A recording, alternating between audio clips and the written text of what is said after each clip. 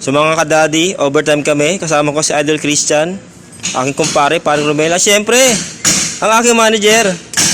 Kahit ano yan, nag-overtime yan. Apo yan. Sana all. Manager ko yan. So ang ginawa po namin dito, kasi Pasko na po, no? Kaya po ganyan yan. Iba't ibang kulay. Hindi, as a request po yun ng ating customer, no? Para po maiba naman. So, ito po, Piam, saka Hela. Pinagsama po natin. So, mga kadadi, nandito yung ating relay. Dalawa, kasi dalawang set, tig-isa po yan. Yan. So, dito po yun sa Ford. So, ganyan po kasikip ang makina ng Ford. Ayan, ganyan po kasikip ang makina ng Ford. Pinakamalupit na installer namin, Idol Christian. Napakagaling mo.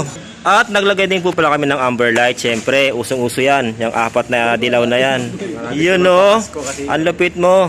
Siyempre, sign yan na malapit ng Pasko. Kaya nagdidilawan na tayo. Oh, kita-kita pa rin o. Ayan o. Kita pa rin yung ating busina. Testing na, Idol!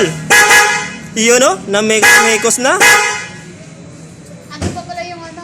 Yan o, ang galing.